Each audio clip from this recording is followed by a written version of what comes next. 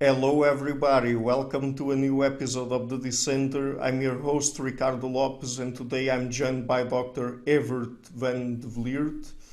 He is Professor Emeritus of Organizational Psychology at the University of Groningen in the Netherlands. His current research concentrates on cross-national comparisons with an emphasis on the impact of cold, temperate, and hot climates on national and organizational cultures, and those are the topics that we're going to explore today. So, Dr. Van de Vliert, thank you a lot for taking the time to come on the show. It's a pleasure to have you on. Pleasure for me too. Okay, great. So, perhaps because this is a line of research that I don't explore that much on the channel. I mean, the relationship between climatic conditions, economics, culture, and things like that.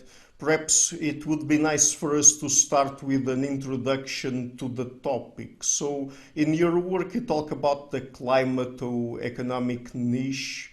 What is it about? Well, it's about the climato-economic theory of culture, and the central domain is the climato-economic niche, and that's the place of residence of people. And the place of residence has two important characteristics: climate and the economy. And they shape culture, and that is the shared psychosocial functioning of people. But they don't do that separately. So you don't have an impact of climate on culture and an impact of economy on culture. The theory says no, they do it in interaction. So just like you can't say a child takes after the father or takes after the mother.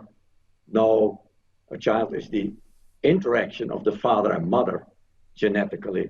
So a culture is a product of both climate and economy in interaction. And one of the most important outcomes is psychosocial functioning in terms of how free you are, whether you are learning, whether you are feeling you are getting ahead, whether others help you and you are being helped and you help others, things like that. That these are indicators of optimal mental and social functioning. And in different climato-economic niches around the world, people are functioning differently because of this interaction of father and mother, of climate and economy. And I think it's important for us to differentiate climate from weather because sometimes people confuse the two. What's the Yeah, difference there? yeah, you're certainly right. The climate is the average weather. So the theory doesn't look at the daily weather, whether it's hot or cold, but it's looking at 30-year averages. How are the seasons? How cold are the winters? How hot are the summers? These are important things. And also, when we talk about the economy, we are not talking about a person's income today, but it's a longer term income and how rich is your country, for example, the country that you live in. And another question here, I think, would be that climate has many different factors associated with it. Which are the ones that we know have the highest impact on people's psychology, social organization, and things like that? I think the most important one is coming from solar radiation, it's temperature. Because temperature, yeah, to get rain, for example, you need cold and heat. And well, there are theories about parasitic diseases. Infectious diseases are important, but you don't have many diseases in very cold winters. You do have diseases, but less of these infectious diseases that you have so much in the tropics. And so the most important factor is cold versus heat. And steady rain is more prominent in cold climates. In hot climates, you have more irregular rain and you have more infectious diseases. And the other important thing is that I have invented a thermometer, the thermometer for livability. Mm-hmm. And it says that at 22 degrees Celsius is an ideal temperature for humans to live in. It's the human paradise. And if it gets colder, you get stress. If it gets hotter than 22 degrees Celsius, which is about 72 degrees Fahrenheit. And a deviation from this ideal temperature gives stress and ask for answers and lead to different cultures. But then that depends on how rich or poor you are.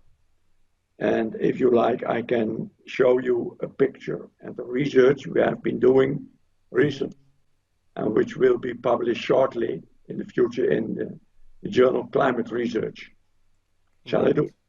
Mm-hmm. Yes, please go ahead. Yeah. Here, this is the picture. And what you see here on the vertical axis is psychosocial functioning.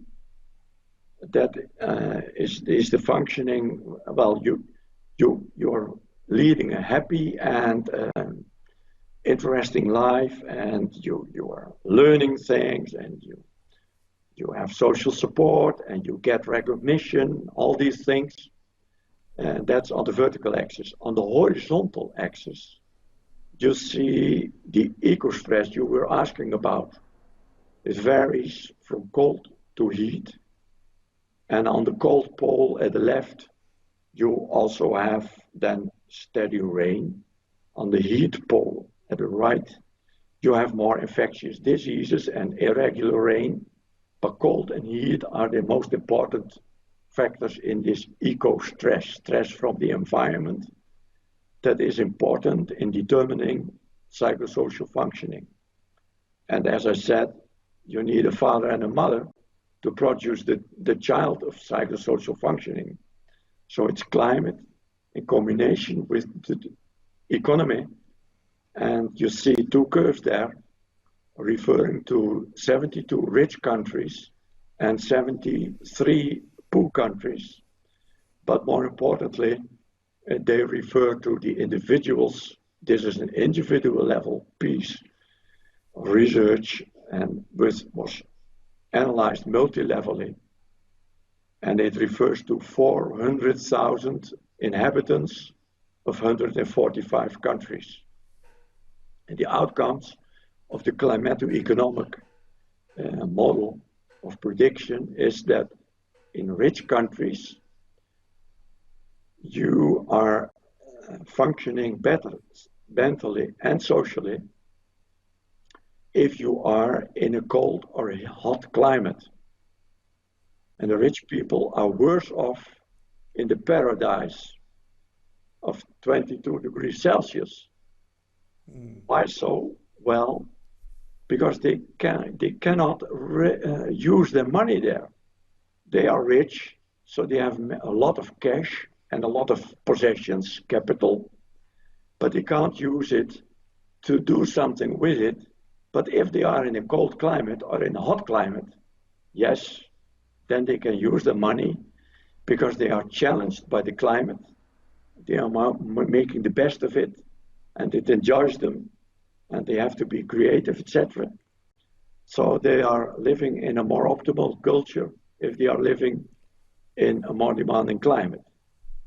For the poor people, that's the other curve, the red one. For the poor people, that's the opposite. They are better off in a paradise, because there they don't need money, don't need cash and capital, but they are worse off in cold climates and in hot climates because there they need resources to deal with climate, resources that they don't have. They don't have the money, they don't have the education, they have a poor health, and they are, well, so that this is one of the main outcomes, and there are many studies, but this is the latest one, and it confirms all the previous studies about the fact that when you ask the question, where are you better off, in a cold or in a hot climate? The answer is it depends. It depends whether you are rich or poor. And if you are rich, you are better off in a more demanding climate. And if you are poor, you are worse off. Mm-hmm. That's very interesting. In your work, you distinguish between three different kinds of cultures that result from these climate economic interaction, let's say. You talk about survival cultures, self-expression cultures, and easygoing cultures. I think that in that image we can already have an idea of how a survival culture and a self-expression culture work. In the case, so could you tell us about the three of them and what are the main differences between them? Well, in fact, the three of them are projected here in this picture. Mm-hmm. Because when you go to the green curve and you go upward to the cold and the hot climates, there you find the self-expression cultures. It's where people have the means, they are the education, they are rich, so they can handle the cold or hot climate and all the problems that they have there. They have to be creative. They have, and what they do then in response to this climato-economic niche, they are going to cooperate with each other, people from all groups. They have good coordination. They act on an individual basis, and they are more happy with each other than many other people on the globe. And these many other are the poor ones on the red curve, and there we find the survival cultures on the left and on the right. When you're poor and you are living in a very cold or hot climate, and you have to cope with that climate, but you don't have the resources, you are in a survival culture. And so the self-expression cultures are above, the survival cultures are down there, and where the two curves almost meet, almost touch each other, there in the human paradise of 22 degrees Celsius, 72 degrees Fahrenheit, there we have the easygoing cultures. Because you don't have to do much, because nature works for you. Mm-hmm. Yes. So can we say that there's also a relationship between climate and life satisfaction in any way? Sure. Because the happiest people are found in the richest countries, in the more demanding climates, and the unhappiest people with the lowest degrees of life satisfaction in all domains, work satisfaction, satisfaction with your partner, etc., you'll find in poor countries in cold and hot climates. Mm-hmm. And maybe we can explore some areas of human societies where this climato-economic niche expresses itself. So let's start with families and gender. So is there any relationship between parental investment theory, as it comes from evolutionary biology, and climate, and what would it be? Well, it's very interesting that you mention the biology. because let's start with the biology, and the best point to start with is birds, because biologists have found that there are about 1,400 bird species in the world. And these birds, they have, of course, sometimes male care, paternal care, sometimes female care, maternal care, and more often than not, they have parental care, biparental care, that both the male and the female take care of the chickens in these birds. Mm-hmm. And there we have an interesting thing about cold and heat, because 85% of all birds have biparental care in the tropics. And if you go to the poles, to the colder areas, that 85% goes further up. So you have about 90% biparental care towards the poles. And in the Antarctics, where around the South Pole, where you have about 50 bird species, penguins and other birds, only one out of these 50 bird species doesn't have biparental care. So the percentage there is 98% biparental care. So you see that parents in birds care more about their youngs towards the poles. And the interesting thing is that in humans, it's the same. You find that around the equator, fathers don't care much about their children. And if you go towards the poles, fathers are caring more and more about their children. And I have observed this myself because I've been working at the University of Bergen in Norway for 3 years. And in the afternoon, when I walked up to a preschool where the parents were gathering their children, I saw more fathers than mothers coming to the kindergarten to collect their boys and girls. And also these fathers pay more attention to their children out of school, and they cook more as well. So they are more feminine fathers than they are macho fathers. So what you see in birds repeats itself in humans, and of course that's no accident. That's no accidents. Mm-hmm. So I mean, does climate have any influence on levels of cooperation? I mean, we're talking about families. Perhaps we could apply it to cooperation between the parents, and even, I mean, I don't know, things like cooperative breathing. I mean, the help coming from other people that are part of the family and things like that. I mean, is there anything like that occurring?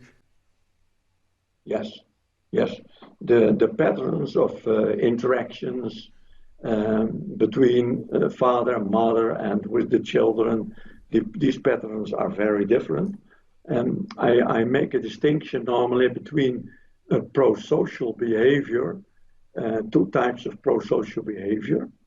If you are pro-social, acting positively towards others, and you are also unselfish, and then you have altruism. If you are pro-social, but you are also having a keen self-interest, you are selfish as well, then you get cooperation. And both altruism and cooperation, these two types of pro-social behavior, occur more in families towards the poles, less around the equator. And so this has to do with biparental care as well, and that's one of these forms of cooperation. And that's very typical not only for families, but also for organizations, work organizations, and even governments. So you have other types of pro-social cooperation towards the poles, more cooperation, more coordination, and also more helping behavior, and also more selfish helping behavior, but also more unselfish helping behavior, that is altruism. Mm-hmm. So does this cooperation have anything to do with survival, or does it depend on the type of climate and economic culture where we find ourselves? Yes, there is a connection with survival, with climatic survival. But when it comes to cooperation, there is a split again, because in the rich countries that we saw earlier, the green ones in the picture, there you cooperate with anybody. You have individualist cultures where people cooperate with other individuals, and it doesn't matter whether the other individuals are from your own group or from other groups. But in the poor countries, in the more demanding climates, you have more collectivist cultures. And there, your cooperation is different, because you cooperate more with people in your own family and people within your own work group. So it's another kind of cooperation. It's intra-group cooperation. And that's a really difference with the individualist cooperation in the richer countries, in the more demanding climates. Mm-hmm. So just to close off this topic, does climate also influence gender roles and the kinds of gender roles that we find in different societies? That's another important topic.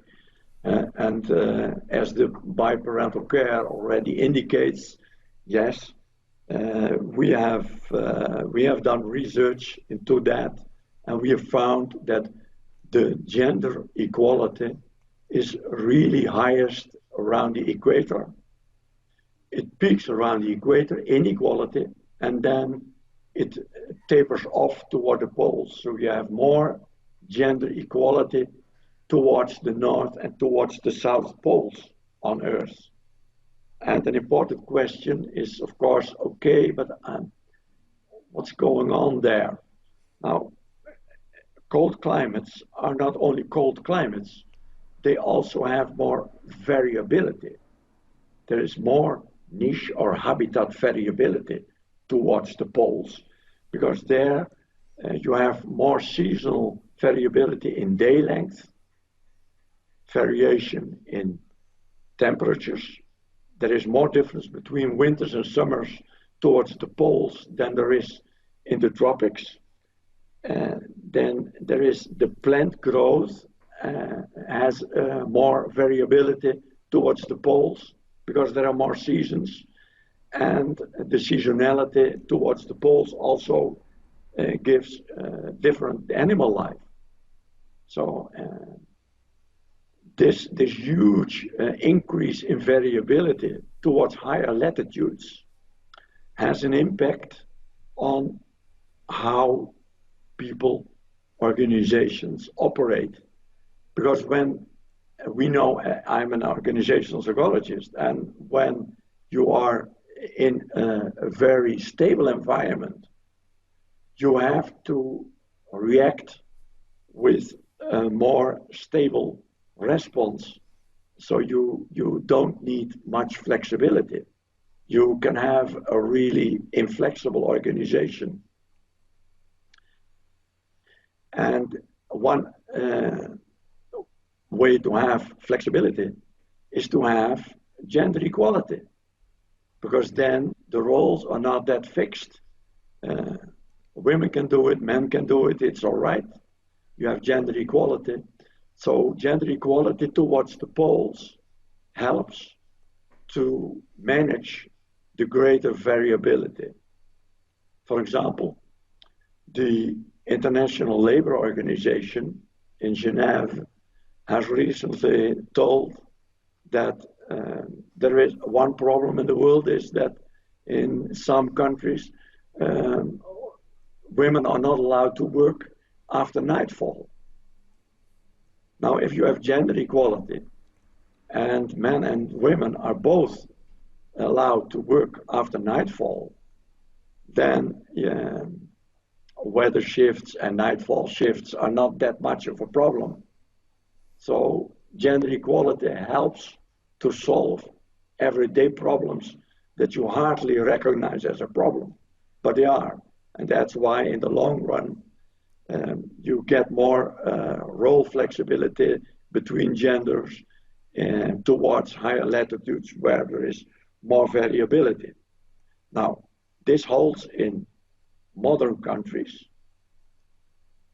And it would be very interesting, we thought, if this would also hold in pre-industrial societies, because in pre-industrial societies in the past, where you didn't have influences of modernization, emancipation, economic growth, and globalization, it wasn't there.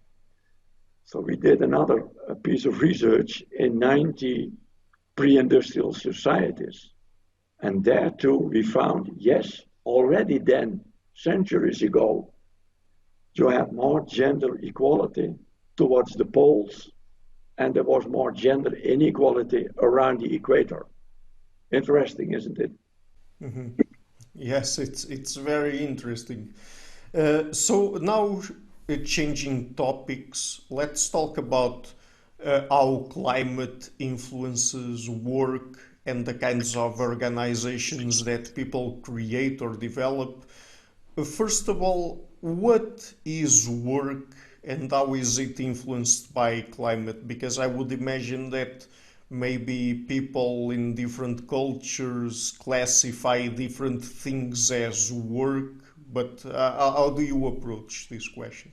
That's right. Well, there are, of course, dozens of definitions of what work is, but I would define work simply as everything you have to do to survive and thrive. So it's housework, it's volunteer work, it's paid work, it's everything you do to keep well and to keep your family well and to survive and thrive.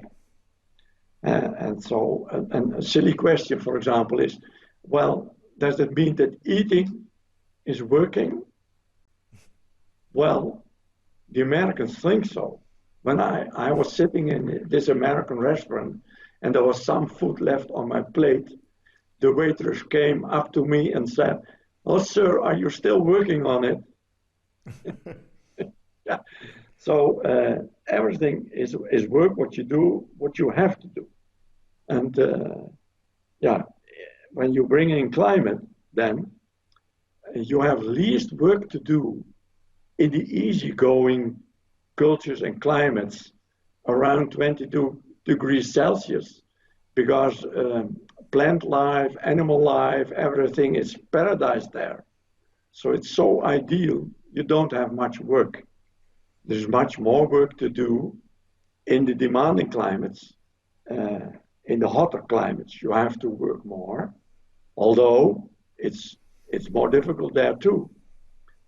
But most work you have to do in the colder climates. And they deserve a lot of work, our research shows. So the sequence is least work in the ideal climates, more work in the hotter climates, most work in the coldest climates. Mm-hmm.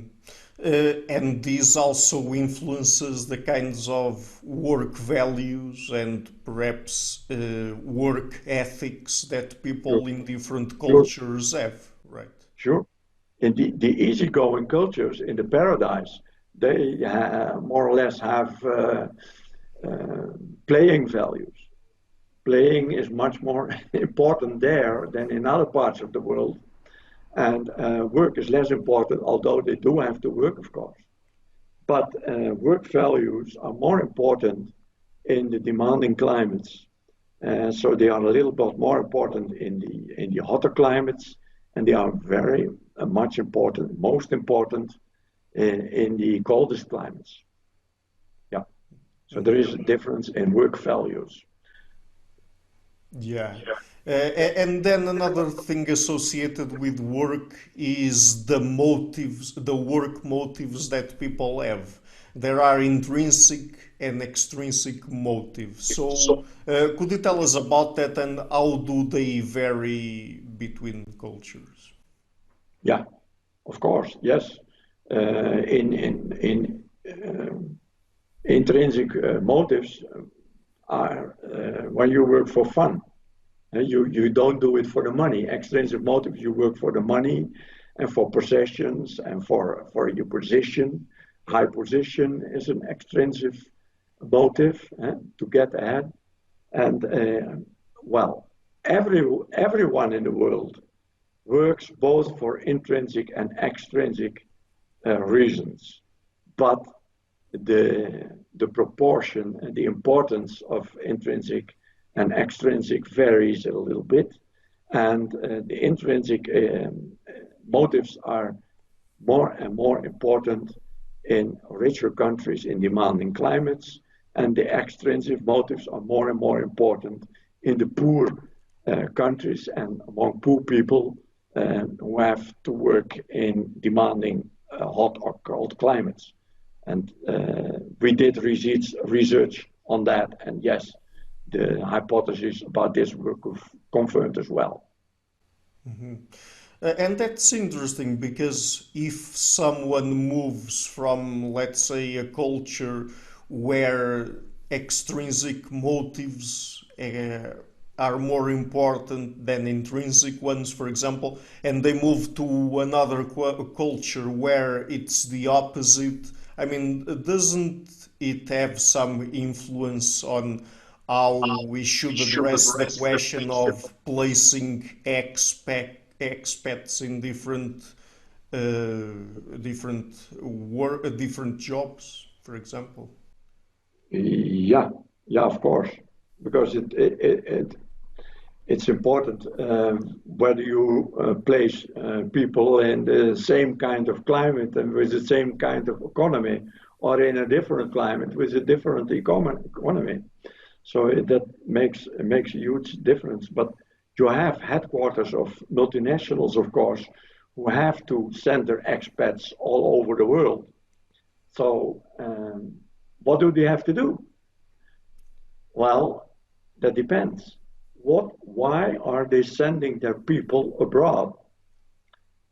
If they do that because they have to manage a branch abroad, and they should manage it there efficiently and effectively, then they should send them to branches with the same climate and the same economy, because then they are in the same kind of environment and they know that culture and they will function well. But you can have other goals as well. If you say, okay, this employee is so promising, he or she must be really a top manager in the future, and he or she must have a lot of experience. You can send this person to a branch that has a misfit, a branch with a completely different climate and a different economy, so that this person learns a lot and get a richer experience, and it's a kind of education, so that he or she is better shaped for the future job. Mm-hmm. So Yeah, these are situations that you could have when you in your expat policies. Yeah. mm-hmm. Yeah, it's very interesting, and we are already getting into organizations. In your work, you talk about two different kinds of organizations, bureaucratic ones and autocratic ones. And I think you have a picture there that would illustrate the difference between them. So could you tell us about that? Here's the picture. On the vertical axis, you see cultural tightness. What is cultural tightness? It's a combination of centralization and regulation, formalization. So you, in a tight culture, in organizations, you have huge differences between leaders and followers. So there is a power distance there. Also, you have many layers of bosses and managers, because power centralization is very important. You have a pyramid of leaders, and also you have many rules there, regulations. And the combination of much regulations and rules and roles, that's cultural tightness.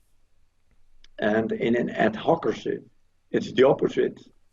There you have decentralization, so that's low on this vertical dimension.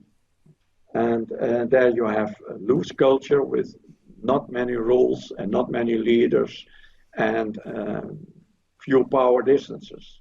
The employees are all more or less equal. Now, here, this picture is different from the earlier one because there the southern and northern hemisphere were collapsed. And here I have on the horizontal axis, you see the South Pole at the left, the North Pole at the right, and the zero is the equator, so it's latitude there. And if we place latitude against cultural tightness, you see that the most bureaucratic organizations with most rigid leadership and rigid rules is found around the equator, and organizations become looser and looser towards the poles. And that's a very important difference that we find. Mm-hmm.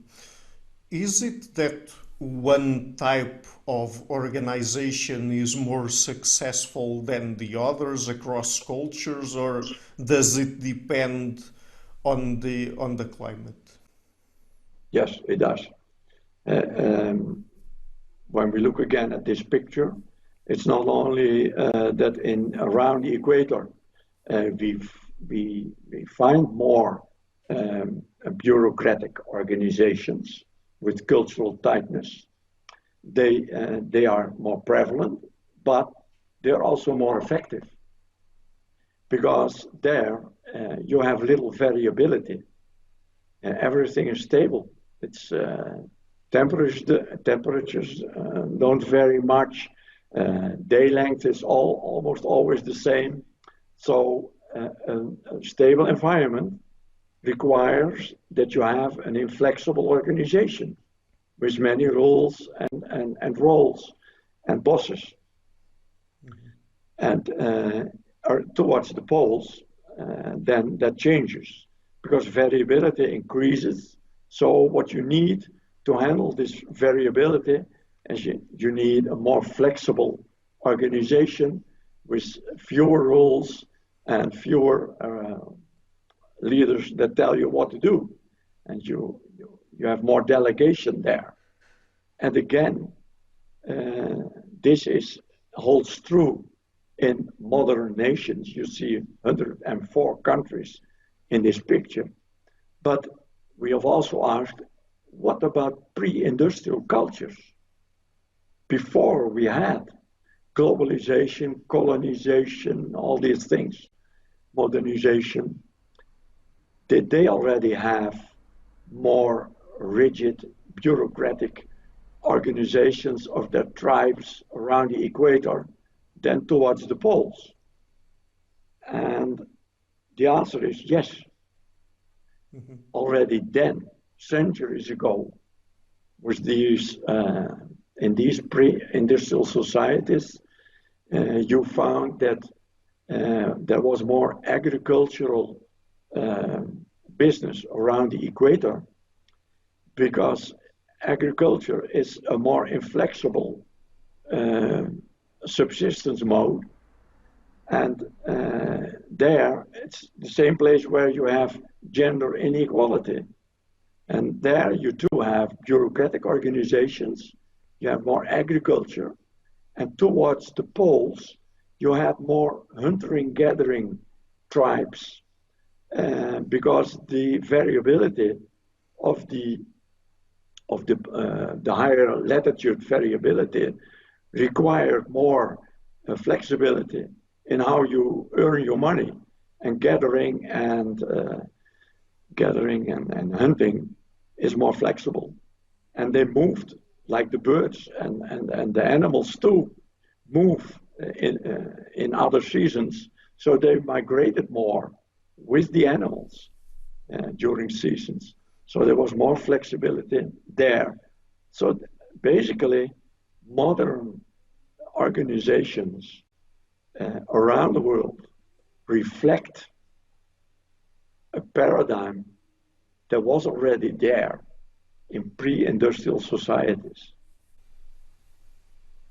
Mm-hmm. So people have this idea that the culture that we find expressed in a particular organization, and maybe here we can talk about political organizations as well, is the product of its leadership, of its leaders, Yes. rather than the other way around, that is, leaders being the product of their cultures. So how does it go exactly? Are people right when they say that or not?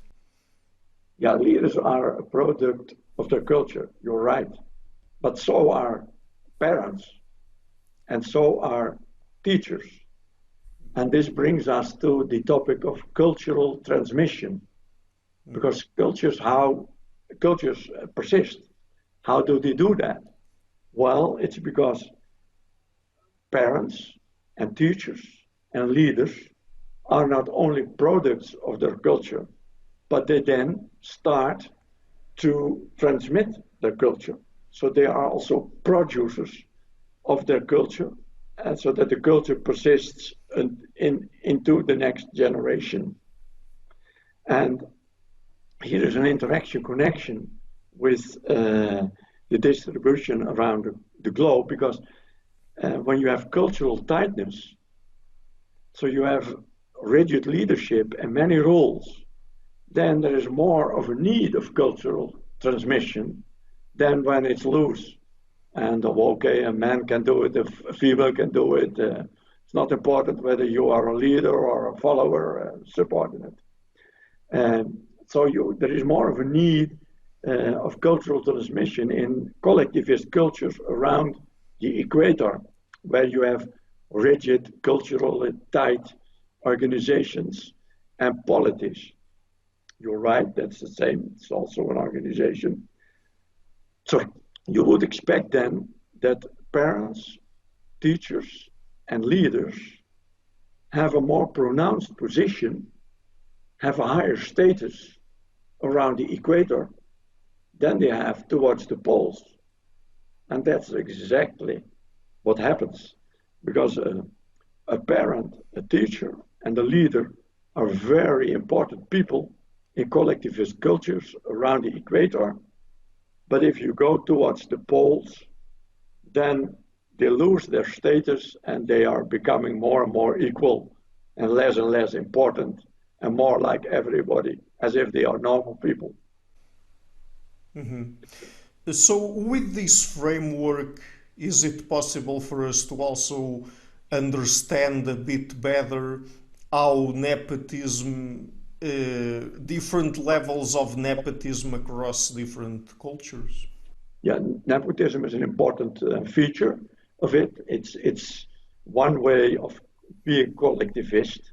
Collectivist has to do with familism, and nepotism is a form of familism, because you favor your own family members, nephews, whatever, and give them positions in organizations.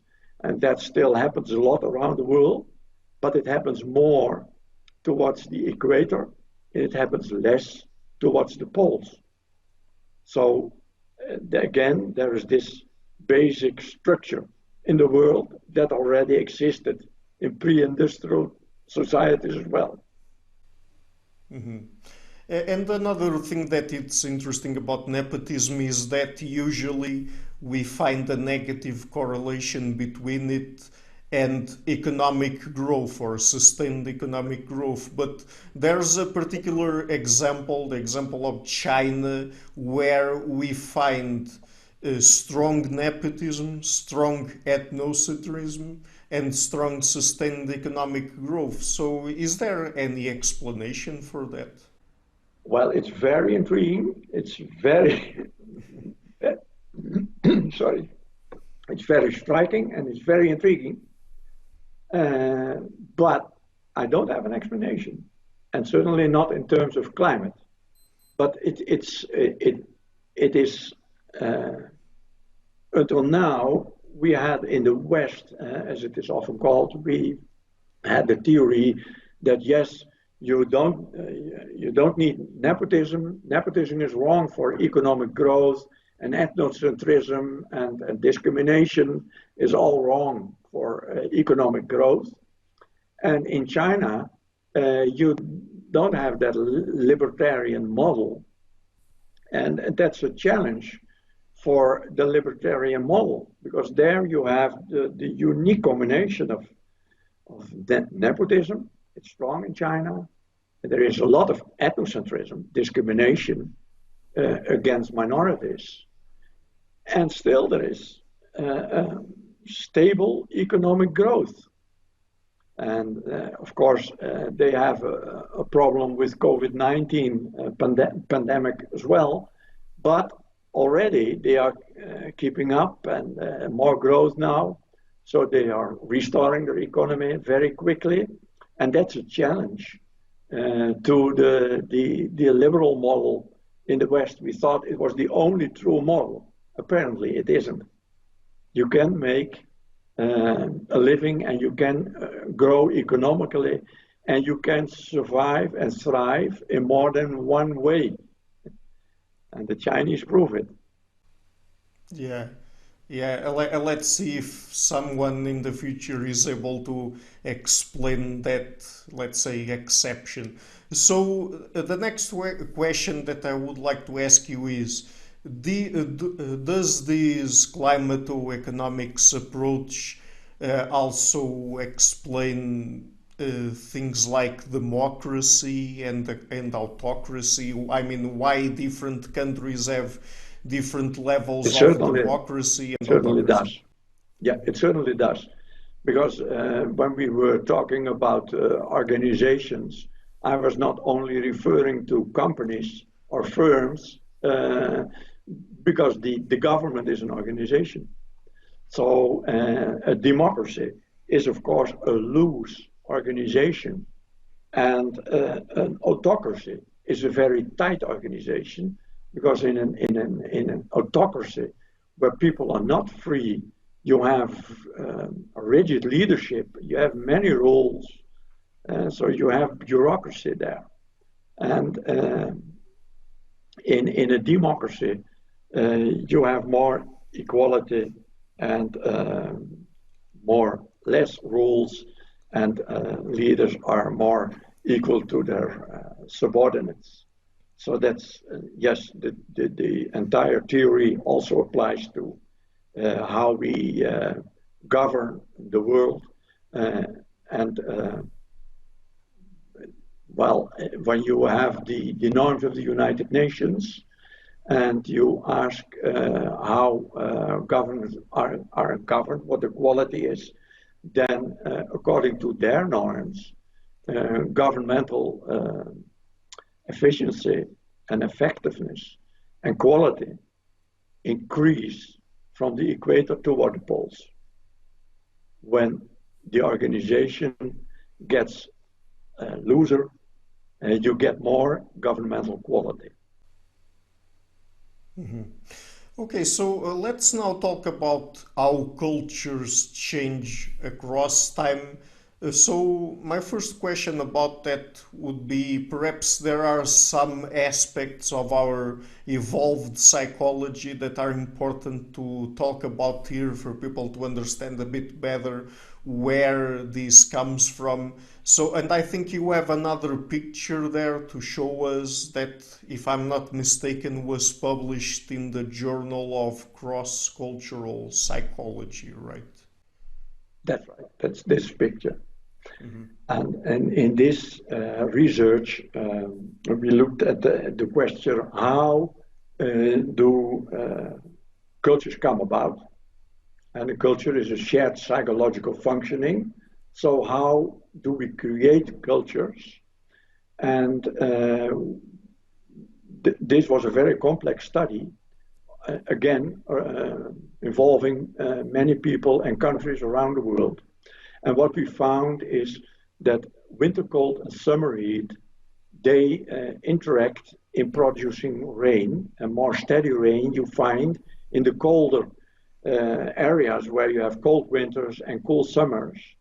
And if you have steady rain and not as irregular as in the tropics, then you have more dairying. You can have cows and other animals that you can milk. And because you have that there with meadows and all that, then it's an evolutionary advantage when you drink milk. So people have started to drink milk there. And the picture shows that as over many centuries and over many generations, they develop lactose tolerance, because normally we are not lactose tolerant. We can't drink milk. Humans cannot drink milk. But in these areas, they have, over many centuries, developed what we call genetically lactase persistence. And the phenotypic term is lactose tolerance. So in many countries in Europe and Northern America, we have lactose tolerance. In 1500 already, we could measure that. And from there on, then, you had huge developments over 3 centuries. And you see that empowering resources in 1800, 300 years later, were a product of steady rain and lactose tolerant, because people who are lactose tolerant, they are healthier, and they also develop themselves more. So they were, after 3 centuries, they were richer, they were healthier, they were more educated, there was more postponed parenthood. So the women didn't get too many children anymore. So the fertility was going down in these countries. And so these were all empowering resources around 1800. And then in the last 2 centuries, between 1800 and now, you got what we call a co-evolution of genes and culture. So the lactose tolerance, which is the phenotype of a gene that you can drink milk after giving birth, then that interacts with how many resources you have, and it's the combination of the lactose tolerance in many countries with the empowering resources 3 centuries later that together are at the roots of our freedoms today. And we, the team, this was done by an international team, this research. That team called these freedoms the uncultured freedoms. And they are the fundamental freedoms that we have, like, first of all, freedom from want, but freedom of expression, freedom from discrimination, freedom to develop and realize your human potential, So this is, in essence, we are back now to what we started with, the psychosocial functioning, whether it's optimal. And when that's optimal, you have encultured freedoms. And this is a bit of the trajectory, one of the trajectories that have led to these cultures. Of course, there are many more determinants, but this was a significant path of co-evolution. Mm-hmm. So there are studies that track how cultures have changed with climate variation, right? Right. Yes. That's exactly the idea. Yeah. Yeah. So where the climate changes, the culture have to change. And when the economy changes, the culture has to change too, but it's the combination of the two that's important. Yeah. Mm-hmm. So we've already talked about what happens when people from different cultures with different work motives have to adapt to a new culture. What about when peoples from cultures that have adapted to particular kinds of climates have to adapt to the technological and social organization imported from more developed countries, as we can see happening nowadays? Yes. Well, there are many historical examples, and I can give you a few. A very interesting case is the case of the Vikings who went to Greenland. They were called the Greenland Norse. And the Greenland Norse went from Scandinavia to Greenland around the year 1000 years after Christ. They went there, and they could go there because that is when the earth was heating up a little bit. And that period is known as the medieval warming period. And when the Vikings arrived there in Greenland, they created there what we have called earlier a self-expression culture. Because what they brought there was an agricultural way of living, and Greenland at that time was, as the word says, green. When they arrived, they saw a green country. And so they thrived there and learned a lot and were getting ahead, all these things that we mentioned earlier. So they were happy people in Greenland and for many centuries. So they settled there, had many settlements there. Most well known are the Eastern and Western settlement. And in 1100, 1200, everything went all right because we had this medieval warming period. And they had a good economy because they did agriculture, but also there were many, they had the walrus tusk. And they exported these walrus tusks to Europe.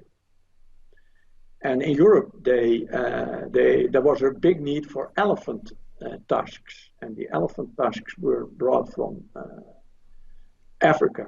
So they were competing with the elephant tusk by bringing in the walrus tusk, and they almost won. So they had a very good economy. So they had all the features of the rich people at the time in a demanding climate. And they were doing well. But then climate changed. So around 1400, it became colder and colder. And later, that appeared to be the onset of what was later labeled the Little Ice Period. It started slowly, and it was colder and colder until the oceans froze. So all the trade with Europe came to a standstill. The winters were longer in Greenland. Greenland wasn't green anymore. It was white. saw that their agriculture didn't work anymore. So they became poorer and poorer. And their self-expression culture changed into a survival culture. And they had, as we have seen, in a survival culture, you have a bureaucratic organization, you have many rules, etc. Now, at that time, religion was very important. So the main organization was the church. And the clergymen were very important. They didn't work, but they did eat. So you had high taxes. And the bishop was a very autocratarian leader, not in the 12th and the 13th century, but in the 14th century. The bishop became a very authoritarian leader. So they were really on a sliding slope downward, and going from a self-expression culture to a survival culture. And close to 1500, at the end of the 15th century, we don't know exactly what happened, but either they died or they were conquered by the Inuit, or they sailed back to Scandinavia. But the society vanished. So we still have the ruins of the western and eastern settlement of the Vikings in Greenland. A horrible story of 5 centuries long, where you have all the stages and where the climato-economic theory of culture was really confirmed. So that's one example. And to give you, if you find it interesting, I can give you a completely different example of the Amish. Sure. Amish.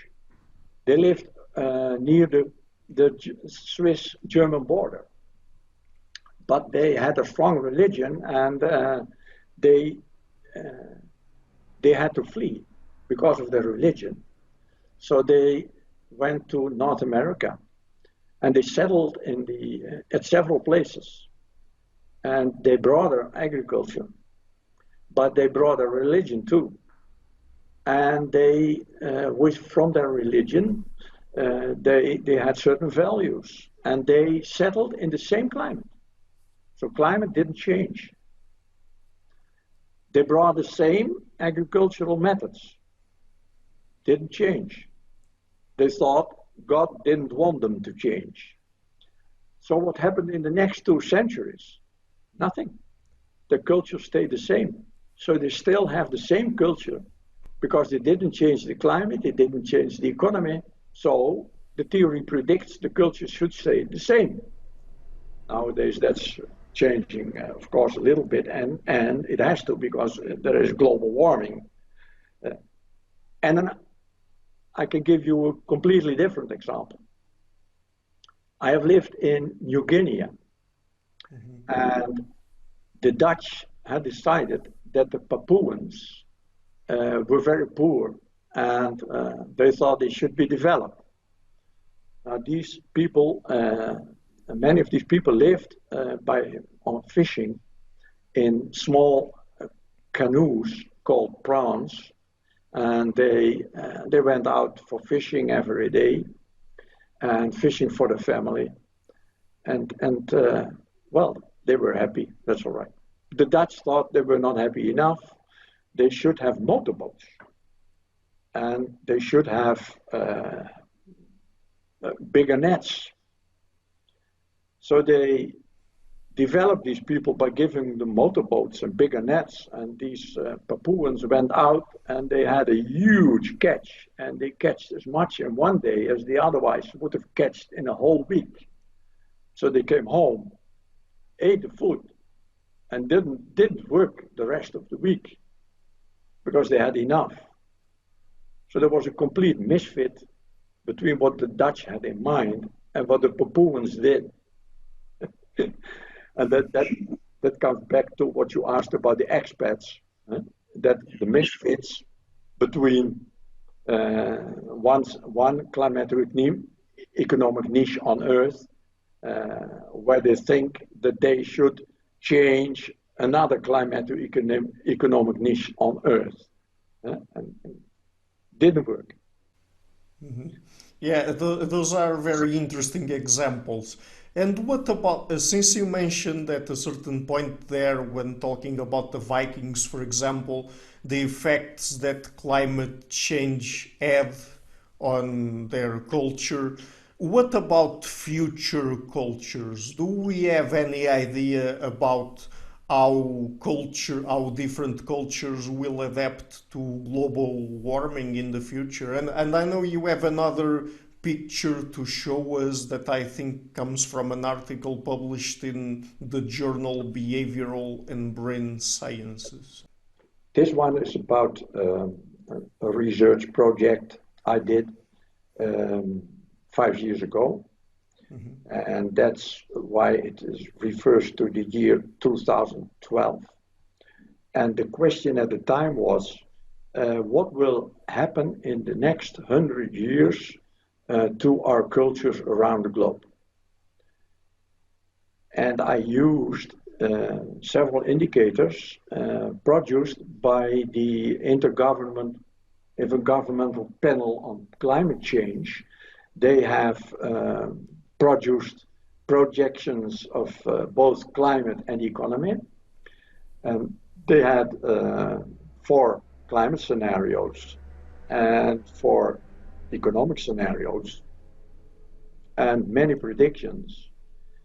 But I used the most likely future scenarios for economy and climate, and then forecasted how the freedoms in the world would look like in the year 2112, 100 years from now.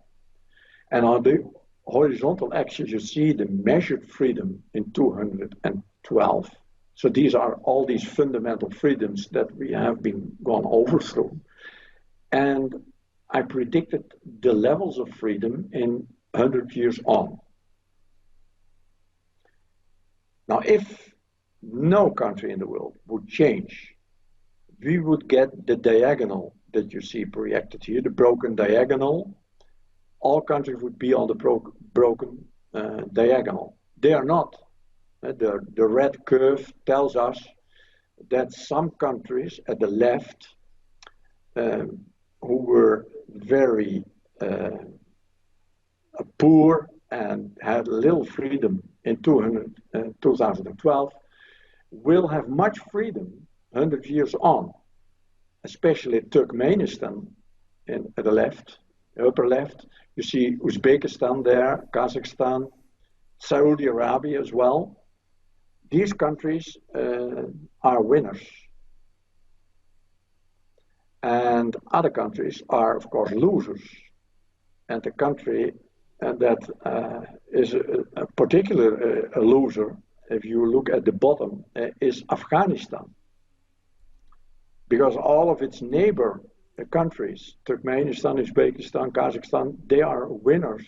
They will have much more freedom, and Afghanistan will have even less freedom than it had now.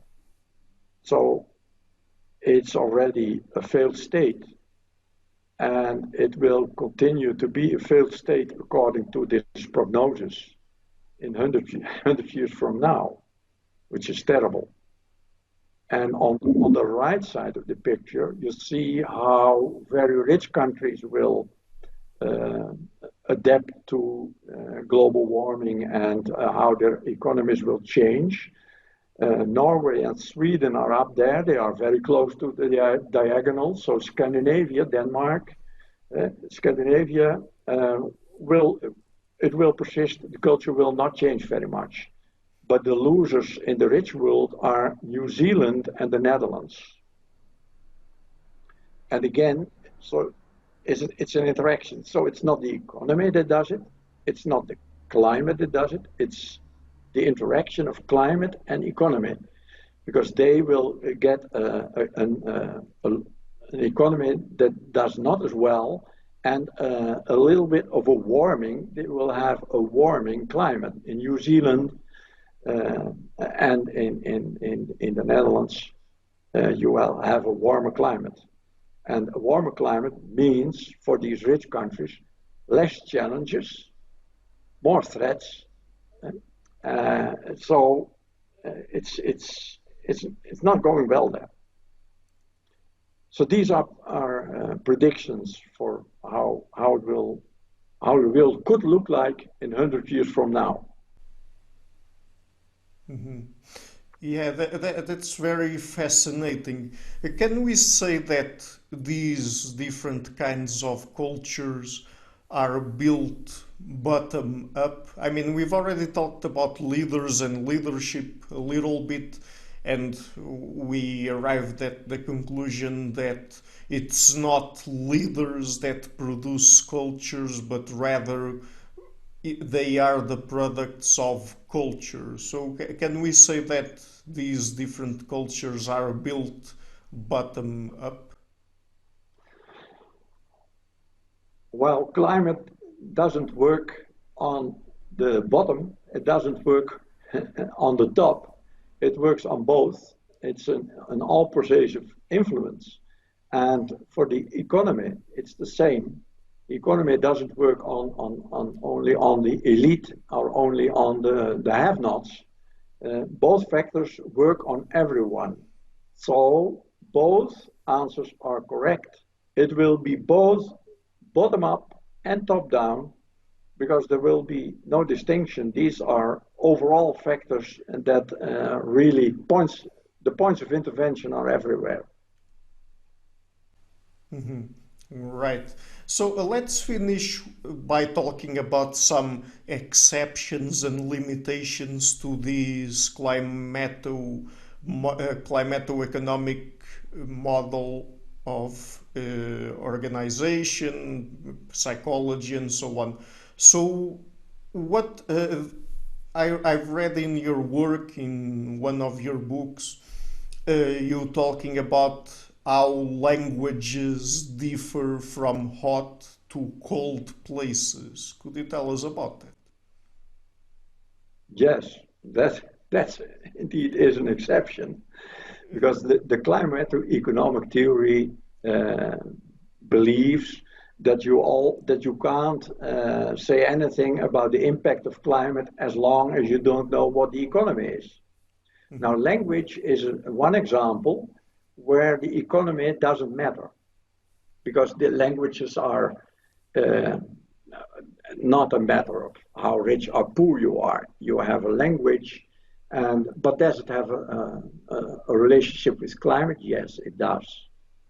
And there has been solid research into that there is an evolutionary advantage when you live in a cold climate, no matter whether you are rich or poor, then you have a problem with thermoregulation. You want to keep yourself warm, and your mouth is one of the places where you lose a lot of warmth. So you are better off in a cold climate when you keep your mouth shut. In a warm climate, it's the opposite. You are so warm, so hot, that you want to get rid of as much warmth as you can. So you are better off evolutionary when you open your mouth. Now languages have different kind of letters. You have the consonants and you have the vowels. Mm-hmm. Consonants, uh, like the F, the P, the D, the TH, the CH, all these consonants, when you pronounce them, you close your breath channel. You close your mouth to pronounce these letters. So in cold climates, it would be better to talk in consonants and keep your mouth shut because then you don't lose warmth. In a hot climate, it's the opposite. You have vowels, and to pronounce vowels, you have to open your mouth and use your everything to say an A, an E, an O, a U. So, to give an example, Mm-hmm. a good word to illustrate this in a cold climate, you'll say Vladivostok. And in Vladivostok, up north, you have many consonants. But a typical word for a hot climate would be Somalia. And then you use all the A and the O, and you get rid of much warmth and heat from your body. Now, I have called this the echo of language. And it has been, the research has covered 5,000 words from 60 languages all around the globe. And yes, they found there are many more consonants used in the languages towards the North and South poles, and there are many more vowels used around the equator. So that's a direct link between climate and language, where the economy doesn't count. Mm-hmm. Okay, what about suicide? Because since Emile Durkheim back in the 19th century, people have been trying to explain suicide as a social phenomenon, I mean, the factors behind it and so on. Is there any relationship that we know of between climate and suicide? Yeah, that was one of the propositions of the famous Emile Durkheim at the end of the 19th century, and he said, okay, when you are in a dark and cold climate, you have more suicide there. And they have been believing that for a long time, and frankly, I have believed it too. But when we looked into it more closely, and now the latest research shows, no, there's no such relationship. It's inconsistent. It's not the same, but then it should be the same in the northern and in the southern hemisphere. It isn't. So there is no consistent pattern, and maybe future research would show otherwise, but at this point in time, I would say there is no good pattern between climate and suicide. Mm-hmm. What about climate and religion? Because we have different religions and different cultures. I mean, is there any relationship, Yes, or there, is religion there we do influenced have by climate? religion. Yeah, there is a strong latitudinal gradient in religiosity. So people are most religious, and different kind of religion, of course, but religiosity is peaks at the equator, and people are less and less religious when you go to the poles. But this is not a matter of climato-economic theory. We don't know why it is, so we are quite sure it's that when you are richer, then people have less of a religion. But there is no interaction with climate, and we don't know why there is such a strong latitudinal gradient in that religiosity diminishes toward the poles. So we are waiting solid research that people could do to show why is this the case. We know that we should describe it like that, but we don't have an explanation yet. Mm-hmm. Okay, so one final question. We've already talked about expats and migrants here a little bit, but can this model give us new insights into how we should deal with migrants? What would be the best strategy to deal with them, particularly now that it's one of the hot topics in politics? I mean, there are different strategies like integration, assimilation, or separation. Does it tell us how we should go? Yeah, but that's another theory, because the climato-economic theory of culture tells us about cultural evolution, tells us about cultural transmission, but doesn't deal with migration. Yeah. So these migratory theories are in need of, there are other theories as well. So the climato-economic theory of culture makes no claims about how you react when you migrate.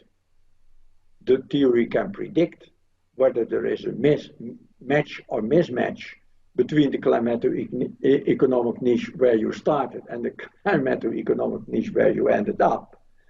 So it provides information that you could then use in another theory to predict whether it will be integration, assimilation, or separation. Mm-hmm. Okay, great. So, Dr. Van de Vliert, let's set the interview here. Just before we go, would you like to mention some of the places on the internet where people can find your work? Well, if they simply Google Evert Van de Vliert, my name, then they can go to my site at the University of Groningen and find my own all my publications there. But also when you Google Evert Van de Vliert, you will see already some of these publications in Nature, Human Behavior, and Behavioral and Brain Sciences, and other places. Okay, great. So I will leave links to that in the description box of the interview. And Dr. Van de Vliert, again, thank you a lot for taking the time to come on the show, and it was really nice to talk to you. Thanks for having me.